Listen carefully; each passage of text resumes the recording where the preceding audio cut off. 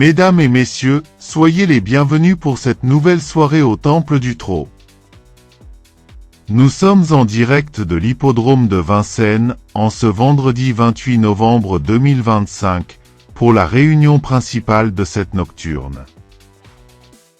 Place maintenant au prix Melusina, quatrième épreuve du programme et support du tiercé, quarté, quinté plus. Une course attelée, dotée de 46 000 €, disputée sur les 2100 mètres de la grande piste. Ils seront 15 partants, des trotteurs européens de 6 ans, n'ayant pas gagné plus de 135 000 €, à s'élancer à l'autostart, avec un départ prévu vers 20h15. Le lot est sérieux, la compétition s'annonce ouverte, plusieurs concurrents ont les moyens de viser le podium.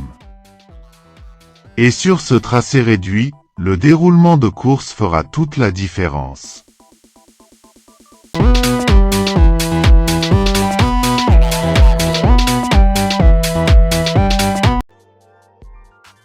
Job des louanges. On commence avec Job des louanges. Honnêtement, ce cheval inspire énormément la confiance en ce moment. Il se présente pieds nus pour l'occasion, un détail qui montre que l'entourage veut réellement viser juste aujourd'hui.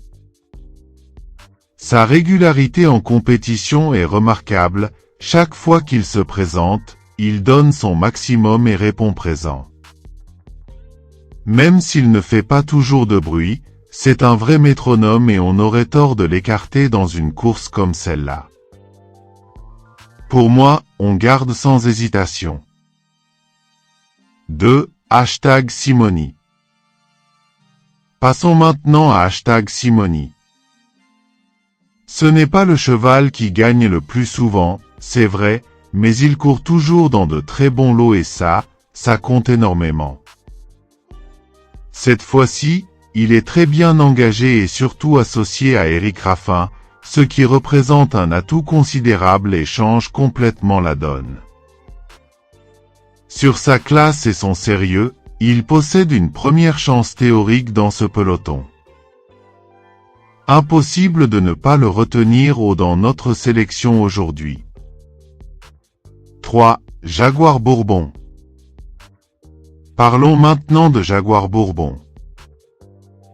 Il réalise une très belle année, on ne peut pas le nier, et il fait preuve de constance à ce niveau. Cependant, dans cette épreuve précise, il manque peut-être un petit quelque chose pour jouer tout à fait devant. Le cheval n'a pas une énorme marge et devra compter sur un déroulement de course très favorable pour briller pleinement. On le garde mais plutôt en seconde ligne de confiance. 4. Josemef. On enchaîne avec Josemef. Sa dernière sortie n'était finalement pas si mauvaise que ça, même si le classement ne le montre pas vraiment. Il a moins de références sur la vitesse, c'est vrai, mais attention, ce genre de profil peut surprendre dès qu'il bénéficie d'un parcours limpide. Avec un bon wagon et un peu de réussite, il a largement les moyens de se glisser parmi les places. Personnellement, je le vois tout à fait accrocher un joli classement. 5. Max Ocagne. Regardons maintenant Max Ocagne. La dernière fois, il a battu un très bon lot et cette performance n'est pas passée inaperçue. On a vraiment l'impression qu'il est en retard de gain, ce qui signifie qu'il a le niveau pour encore progresser et courir plus haut.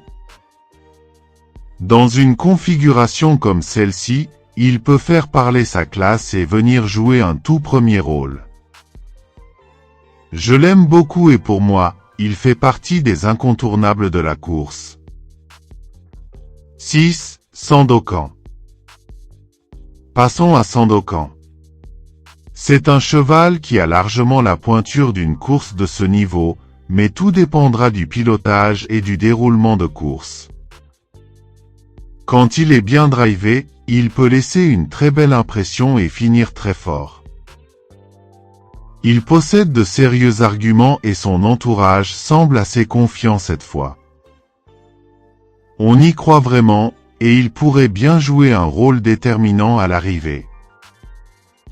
7. Jovial au fort. Voici maintenant Jovial au fort, notre préféré du jour. L'hiver dernier, il n'avait pas réussi à trouver son jour, mais il avait pourtant très bien couru à plusieurs reprises, ce qui montre toute sa qualité. L'engagement ici est vraiment exceptionnel, probablement l'un des meilleurs qu'il puisse trouver à ce stade de la saison. Quand toutes les conditions sont réunies pour lui, c'est un cheval capable d'un très gros numéro. Pour moi, il représente un choix prioritaire et une très belle chance de victoire. 8. Jacques l'Éventreur. On continue avec Jacques l'Éventreur.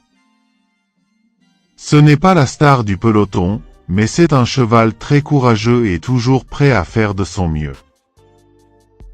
Il n'ira probablement pas chercher les tout premiers si les favoris sont au top, mais il peut parfaitement profiter de la moindre défaillance. C'est typiquement le profil d'outsider discret mais dangereux.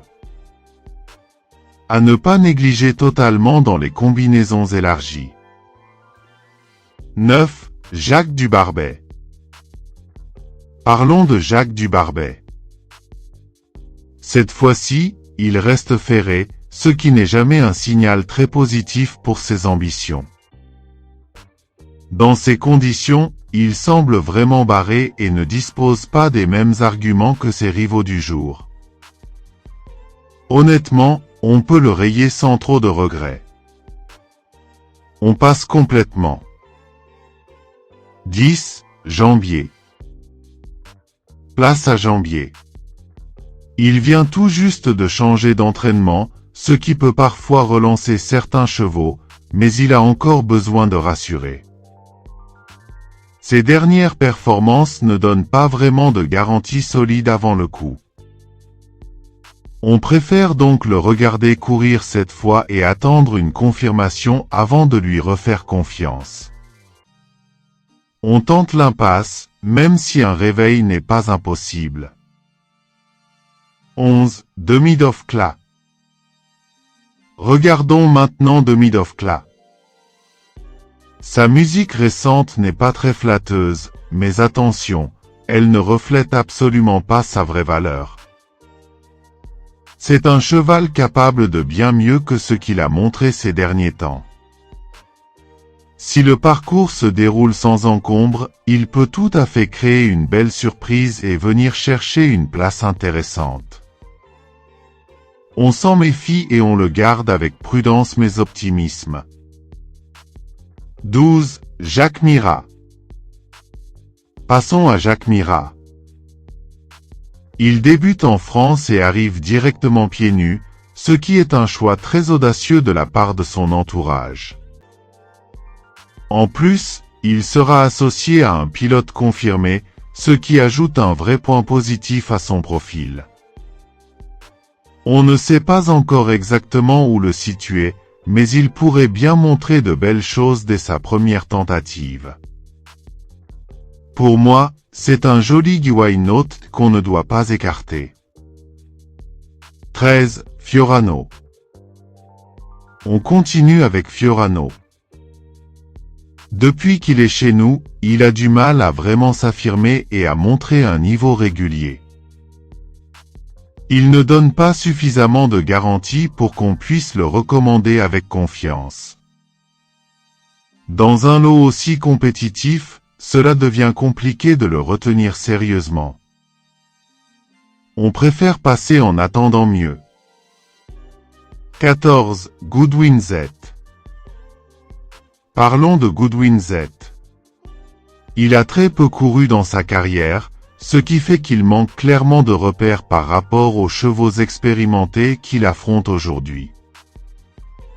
Le niveau de cette course est supérieur à ce qu'il a connu jusque-là. Cependant, il sera déféré cette fois, ce qui peut améliorer ses performances. On observe sans se précipiter, car il garde une part d'inconnu. 15. Joplin Decroix. Et on termine avec Joplin Decroix. Aujourd'hui, il reste ferré, ce qui n'est déjà pas très encourageant. En plus, sa forme actuelle est assez douteuse et ne permet pas d'envisager de grandes ambitions. Face à une telle opposition, il semble vraiment en difficulté et manque d'arguments. Pour moi, c'est clairement non pour cette fois.